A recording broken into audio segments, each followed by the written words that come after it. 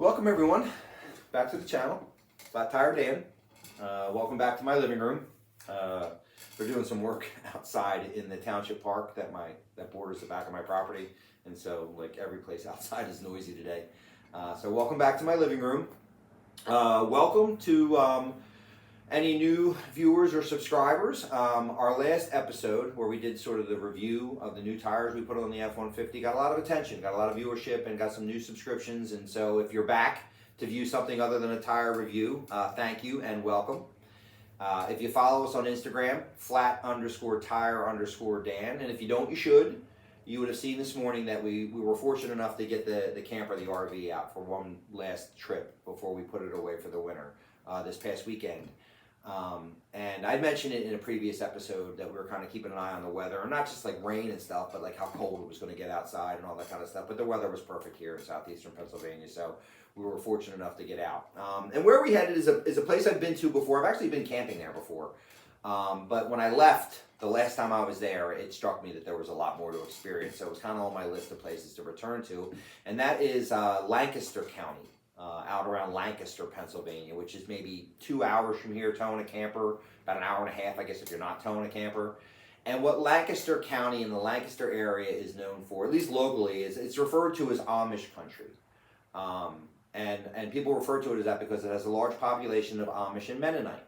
Now, what the Amish and Mennonite are and what attracted them to this area, I'm not going to get into in this video, but it's easy enough to Google. But there's a large population of them out there, and they do a lot of stuff to interact with the public, kind of touristy stuff with like farmers markets and flea markets and working farms and all this kind of cool stuff that attracts a lot of people to come out and see. And I wanted to get back out and check out some more of it, so it's exactly what we did. We stayed at a spot called Old Millstream Campground. Now, Old Millstream Campground is this tiny little cozy campground, been around a long time, kind of tucked away, you know, off the main drag out there in Lancaster, and it was awesome, you know. Just great amenities. Like, it's an older campground, but all the amenities are modern and everything worked, and nice people and level spots and big trees and a big creek that goes back, you know, along the back side of it. Had a great time there, would recommend. Now, in speaking with the other campers, it's directly behind Dutch Wonderland, which is an older type of cozy amusement park, right? And speaking with the other campers, during the season, while Dutch Wonderland is open, it's almost impossible to get a spot there because it's such a popular little spot. But we were fortunate enough where, you know, the amusement park is closed for the season now, we were able to get a spot. All the other campers and everybody was great, right? But we met this couple who had the camping setup that I envisioned as my retirement, and that's exactly, it's their retirement. And they were really nice, and they showed us around the inside of this camper and everything. I got a couple pictures, at least the outside of the camper. I didn't take any shots inside. But anyway, the people were great. Old Millstream was great. Certainly recommend it. Got out there Friday night. Now, this time of year, you're setting up in the dark, right? Which is always a little bit of a challenge, but we struggled through it. And this kind of settled in Friday night for a long day Saturday, and most of it being outdoors, right? Took Triton along, so there was certainly going to be some hiking involved. And when we got up Saturday morning, it was a little chilly. It was in the 30s, and so we decided to drag our feet a little bit and have some breakfast and kind of waste some time until it warmed up. And one other thing that Lancaster is known for is outlet shopping, right? And so we took advantage of that in the morning to waste a couple hours. And, you know, just outlets for everything, and everything was on sale, and bought some stuff for ourselves and did some Christmas shopping. And so that was kind of fun to do in the morning. But then as soon as it warmed up, we got outside. Now, where we went hiking before we got into the sort of Amish experience was a place called Welsh Mountain Nature Preserve. And I guess it's like a county or a township park, although we didn't have any like park amenities other than a parking lot, right?